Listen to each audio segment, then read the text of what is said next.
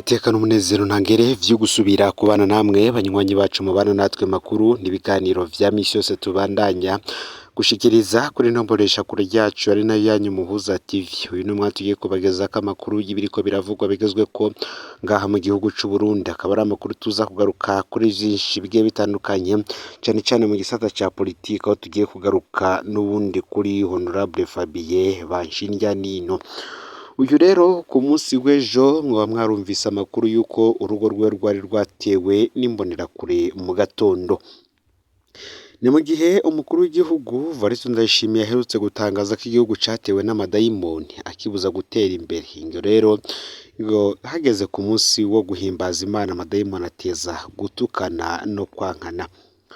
Urugo rwa Hon.Fabien BANCIRYANINO mu gisagara ca Bujumbura rukaba rwaratewe n'imbonerakure zitagira igitigiri.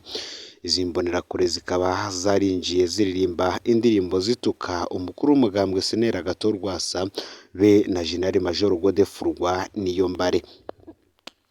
Izi mbonerakure kandi zinjiriye mu irembo rikuru rya Hon.Fabien BANCIRYANINO riri kuri Avenue riri mu Ngagara, zinjira kugera ku metero zirenga 70 aho mu rugo rw'uyu wahoze ari umushingamateka, hanyuma zica zirasohoka. Fabien BANCIRYANINO yabimenyesheje abajejwe intwaro n'umutekano, ntawuzi ngo ico iri terabwoba ryoba rigamije. Ni mu gihe ibintu vyifashe gutya, mu gihe hari abanyagihugu mu gisagara ca Bujumbura na cane cane mu Ngagara bamaze iminsi batangaza ko batewe ubwoba n'amakarashishi y'imbonerakure zizinduka ziruka ziririmba indirimbo ziryoza abatavuga rumwe n'ubutegetsi.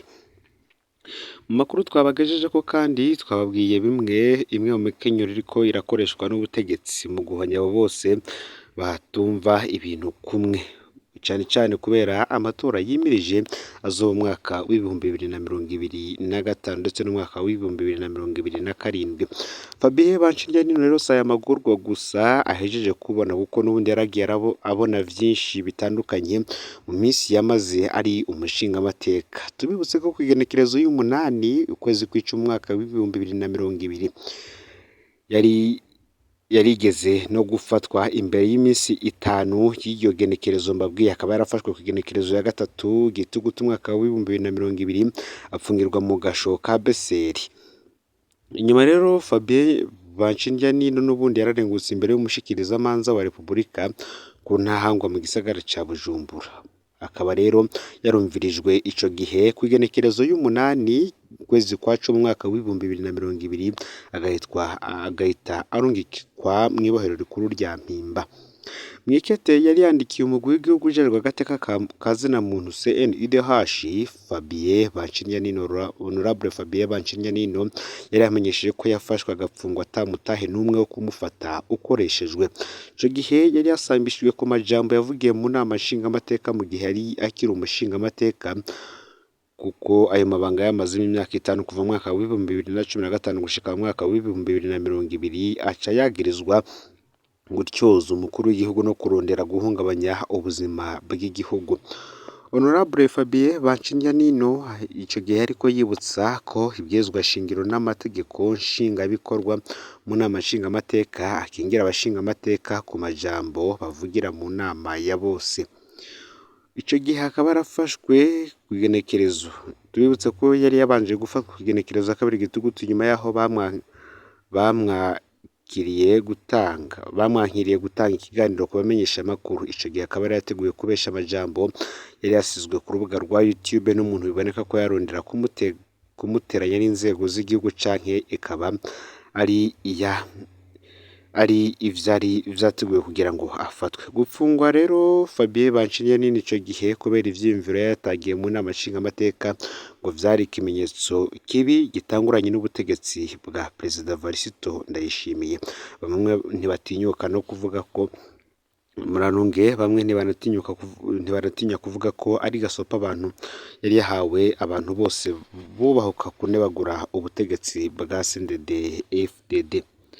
Si ibi gusa kuko ashitse no mw'ibohero rikuru rya Mpimba aho yapfungiwe yaragiye abona amagorwa. Ashitse mu Mpimba no kw'igenekerezo ya 24 ntwarante hatanguye gufatwa ingingo yo kumucungira mu cumba apfungiyemo ku buryo adashobora gusubira guhura n'abandi banyororo. Ico gihe akaba ari yinjijwe aho bita muri correction, ukuvuga mw'ikosorero. Aha aka ni akasho ka mbere kanuka katabona kuzuye imibuka ari aho nyene mw'ibohero rya Mpimba. Mu vyo Fabien BANCIRYANINO n'ubundi yari yamirije hari ibintu vyinshi. Ni mu gihe yari yarandikiye ikete umuyobozi w'ibohero rya Mpimba amwereka akarenganyo gakorerwa abanyororo bari bapfungiyemwo n'ingene amategeko agenga amabohero atubahirizwa aho mu Mpimba. Igopi y'iryo kete ikaba yararungikiwe kandi n'umukuru w'umurwi w'igihugu ujejwe agateka ka muntu. Ivyo yari yashize mw'iryo kete ica mbere Fabien BANCIRYANINO yariko yemereza akarenganyo kahora gakorwa n'abitwa abajejwe umutekano mu Mpimba, aho abanyororo biha ububasha bwo gukubita abanyororo bagenzi babo no kubacuranguza uko bishakiye.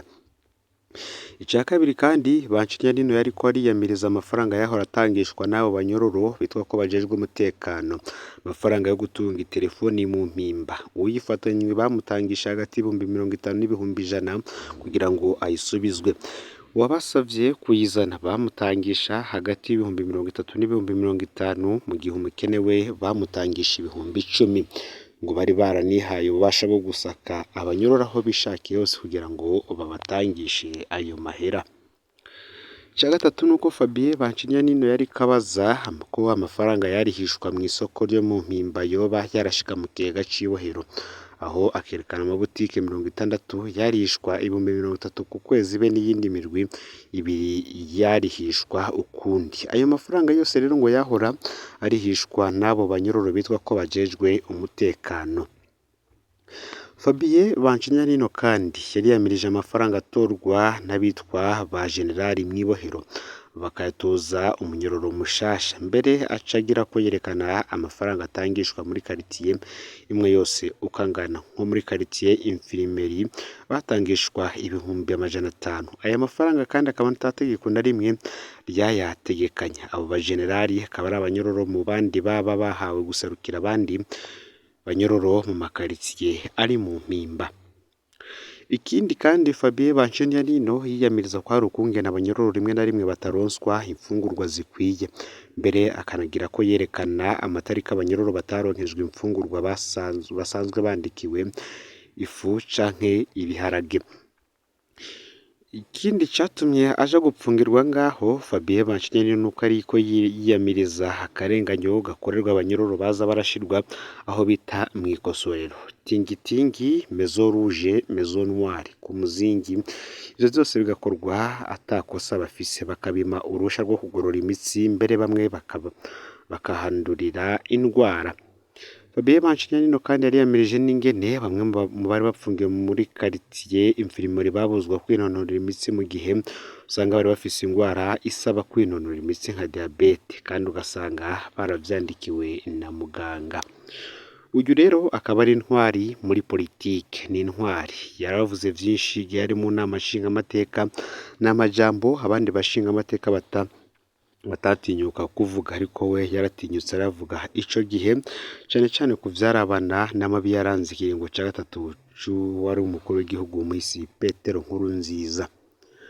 Umwaka uheze naho siwe wenyene kuko naho yarashikiwe mu ntara ya Bubanza aho vyari vyanateye uruhagarara. Bikaba vyarabaye mu gihe hari intumbero yo kwibuka igandagurwa ry'umukuru w'igihugu Melchior Ndadaye. Uyu rero yahoze ari umushinga amateka Fabien BANCIRYANINO yajanye ishurwe ryanditseho ko intwaro rusange Ndadaye yaharaniye itarashinga imizi. Ivyo vyateye impari nyinshi. Imigambwe myinshi hamwe n'intwaro mu ntara ya Bubanza hamwe n'uwahoze ari umushinga amateka BANCIRYANINO bashize ingori z'amashurwe yo ku cibutso c'iyo ncungu ya demokarasi. Akaba hari mu myaka 29 nyuma y'urupfu rwiwe. Turibuze ko hari kwigenekerezo ya 23 Gitugutu uwo mwaka w'ibihumbi 2023. kabiri. Banciryaniino rero yabaye wa nyuma mu gushira urugori rw'amashurwe kuri ico cibutso, hakaba haranditse ko n'indome zisomeka ati intwaro rusange waharaniye ntiraboneka. Ivyo vyandiko rero vyarateye uruhagarara mu banyepolitiki, mu gipolisi n'abo mu ntwaro bari bitavye ivyo birori. Umukuru wa zone Bubanza Jean Marie Nyabenda Imbonerakure, umunywanyi w'urwaruka rw'umugambwe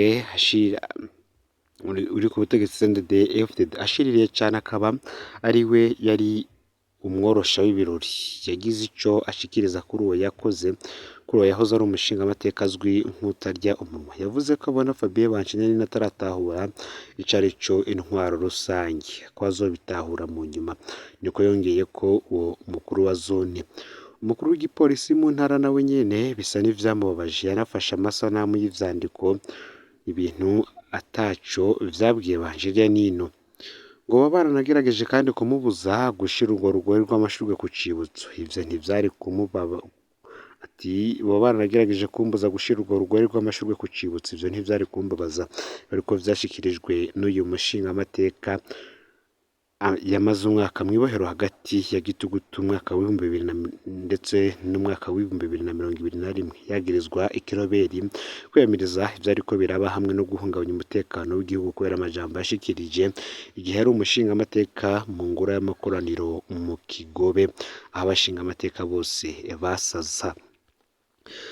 Abanyagihugu b'i Bubanza ico gihe nabo bariyamirije ukwivanga kw'imbonerakure mu butungane, ngo bama bagabirijwe kugira ngo bahagarike ab'intege nke hamwe n'abatavuga rumwe n'ubutegetsi, bariko bagaragaza umubabaro, ngo ntibarigera batahura ico Ndadaye yise intwaro rusange, ngo akaba ariko zabonwa n'abanyagihugu. Fabien Banciryaniino rero muri imyaka 3 amaze, murumvise amagorwa yahuye nayo kuva mwaka w'ibihumbi 2020 apfungirwa mu mpimba, mwaka w'ibihumbi 2021 hakorerwa ibi vyose, mu mwaka w'ibihumbi 2022 naho n'ubundi vyagenze nabi mu gihe yagiye kwibuka incungu ya demokarasi Melchior Ndadaye, nako kandi muri uyu mwaka naho urugo rwe rwatewe n'imbonerakure. Ese mwaka utaha woba hazokurikira iki mu kumutera ubwoba? Reka tubitegereze. Fyonda subscribe canke s'abone niba utari wafyonda ko kugira ngo tujucikanwa nayo dushikiriza, usangiza no makuru bagenzi aho baherereye hose kugira ngo batuja bacikanwa nayo biriko biravugwa bigeze ko ngaha mu gihugu c'u Burundi, hanze y'imbizi z'igihugu c'u Burundi ndetse no makungu ya kure. N'Umuhuza TV muhezagirwe.